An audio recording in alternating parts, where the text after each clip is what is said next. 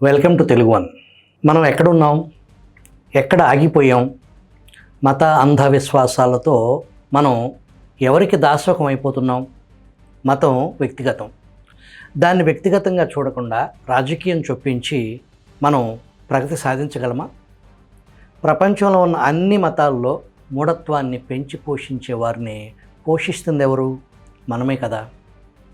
విజ్ఞానమా, మత విశ్వాసమా అనే అంశంపై ప్రముఖ సాహితీవేత్త, జీవశాస్త్రవేత్త, కేంద్ర సాహితీ అకాడమీ అవార్డు విజేత డాక్టర్ దేవరాజు మహారాజు ఎడిట్ పేజ్ నుంచి ఈ వీడియోలా.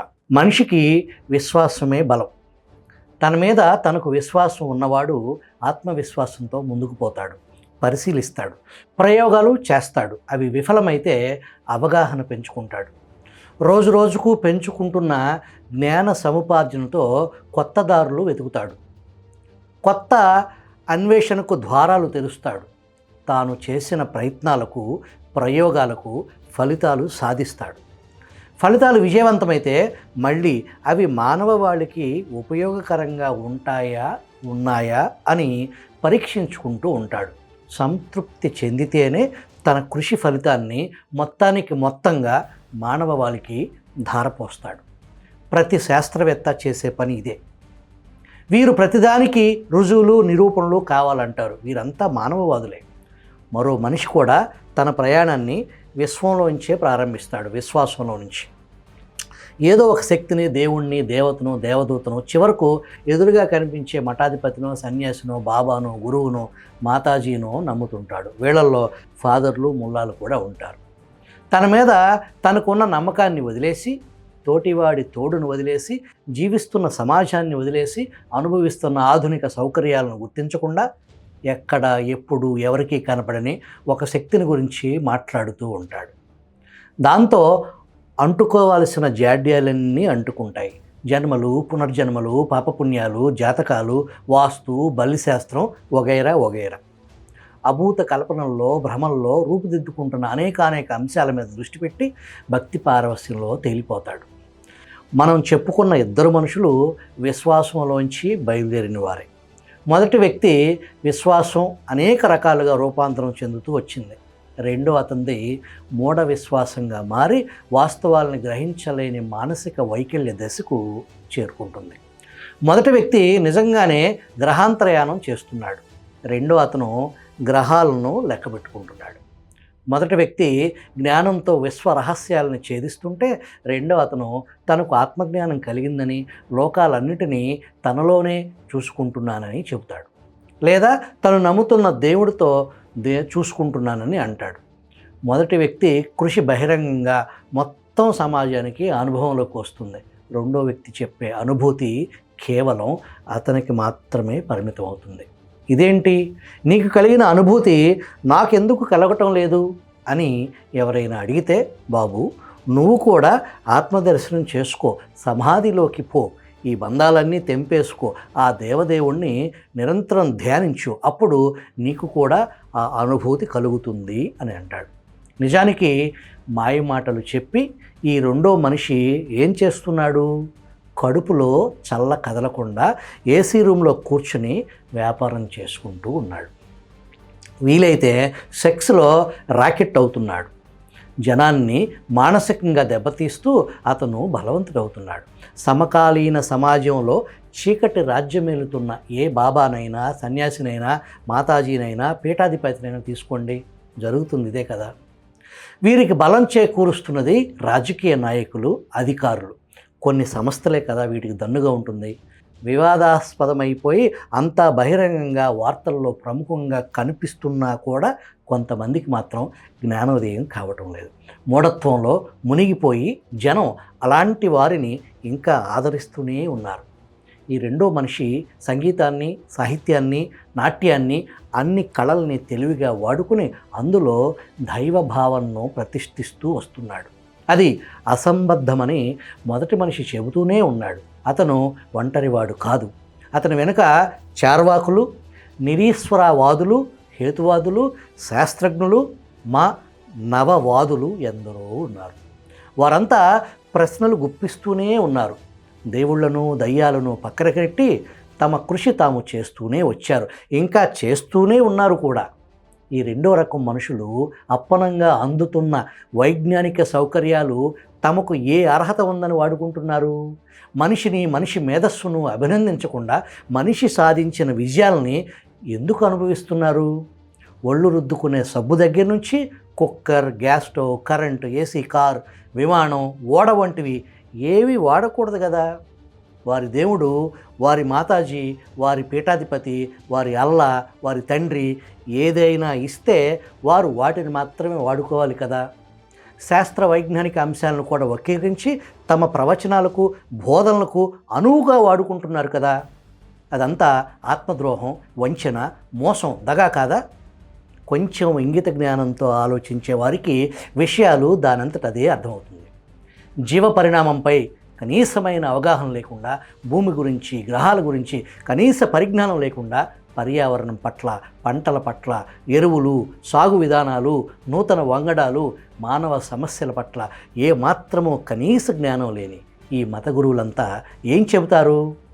ఆత్మశుద్ధి గురించి మాట్లాడతారా? సర్వేశ్వరుడి గురించి మాట్లాడతారా? ఏది? ఇన్ని లక్షల సంవత్సరాల కాలంలో ఎవరి ఆత్మల్ని చూసిన దాఖలాలు లేవే. ఆ సర్వేశ్వరుడు ఎవరో ఆ మత మౌఢ్యాన్ని బద్దలు కొట్టుకుని మరి బయటకు రాడేమి?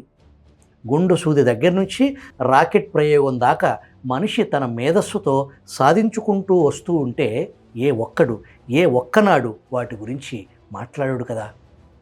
ఎక్కడుందండి పాలసముద్రం? ఎక్కడుందండి ఆదిశేషు? స్వర్గం, నరకం ఎక్కడ? అగ్నిదేవుడు, వాయుదేవుడు ఎక్కడ? అన్నీ సింబాలిక్గా మనిషి అందంగా రాసుకున్న కథలు కావు. భ్రమలు, ఊహలు, కల్పితాలు, అబద్ధాలు అన్నీ అందంగా ఉండొచ్చు, జనాన్ని కొంతకాలం నమ్మించవచ్చు, కానీ ఎల్లకాలము అవి పనిచేయలేవు. మనిషి నాగరికత సాధించకముందు, విజ్ఞాన శాస్త్రాన్ని అభివృద్ధి చేసుకోకముందు అన్ని మతాల వారు అన్ని భాషల్లో తమ కల్పనల్ని రాసుకున్నారు. ఆయా కాలాల్లో ఉన్న జనాన్ని నమ్మించారు. సత్ప్రవర్తనతో మెలగటానికి కొన్ని జాగ్రత్తలు కూడా తీసుకున్నారు. అంతవరకు మనం ఒప్పుకోవాల్సిందే. ఇక అదే భావజాలం ఆగామి కాలాల్లో కూడా కొనసాగాలనుకుంటే పొరపాటు కదా. బాలశిక్ష చదువు ప్రారంభించిన బాలుడు పెరిగి పెద్దవాడే ఒక వ్యోమగామి అయ్యాడు అనుకుందాం. అతను తాను సాధించిన రాకెట్ పరిజ్ఞానాన్ని ఉపయోగించాలా, లేక ఇంకా బాలశిక్ష దగ్గరే ఉండిపోవాలా? విషయం ఏమంటే, అన్ని మతాల మతతత్వవాదులు మనల్ని బాలశిక్ష దగ్గరే ఆగిపోమ్మని చెబుతున్నారు. వింటూ కూర్చుందామా? పనికిరాని మాటల్ని పక్కన పెడదామా? విజ్ఞతతో ఆలోచించి నిర్ణయం తీసుకోవాల్సింది మనమే. సైన్సు, మతం రెండు సత్యాన్వేషణకు దారితీసేవే కాబట్టి రెండు ఒకటే. సైన్స్ కూడా ఒక మతం లాంటిదే అని కూడా కొందరు తీర్మానించారు. అవి ఒకటేనా కాదా అని కొద్దిపాటి మెదడు ఉపయోగించి ఆలోచించినా తెలుస్తుంది. రిచర్డ్ డాకిన్స్ జీవ పరిణామం గురించి రాస్తే, లీసా రాండల్ భౌతిక శాస్త్రం గురించి రాస్తే కోట్లాది జనం విశ్వసనీయంగా చదువుతున్నారు, విశ్వసిస్తున్నారు. ఎందుకంటే వారు చిత్తశుద్ధితో కృషి చేసి, విషయ పరిజ్ఞానం సంపాదించి, వారి విశ్లేషణలు జోడించి సామాన్యుడి కోసం సరళంగా చెబుతున్నారు కాబట్టి. విశ్వాసమే నిరూపణ అయితే మానవ జాతికి అదొక బలంగా మారుతుంది.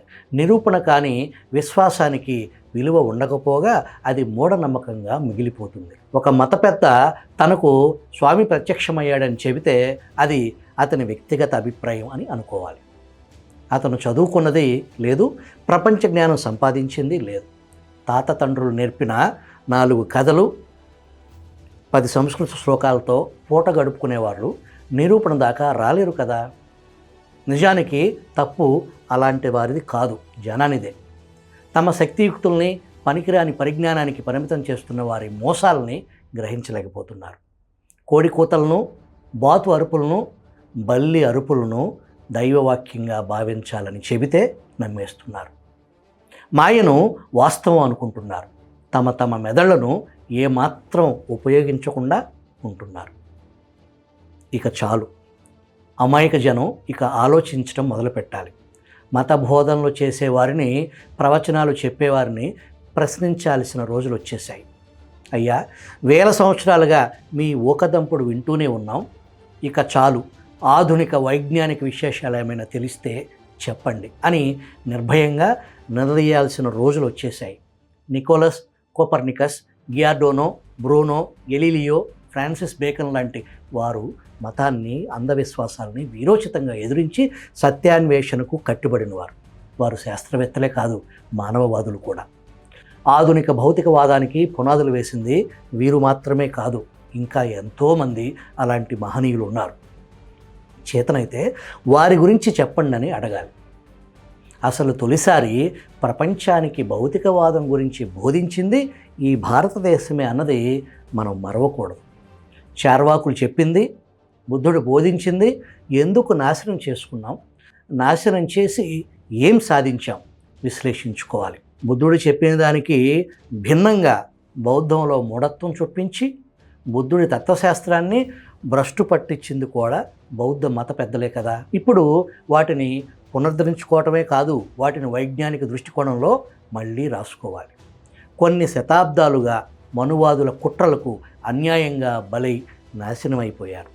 సమాజాన్ని మూఢ విశ్వాసాల్లో పూర్తిగా ముంచేశాం.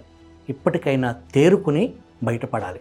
మనిషి స్థాయిని తగ్గించే అహేతుకమైన అంశాలను త్యజించాలి, సహేతుకమైన వాటినే స్వీకరించాలి.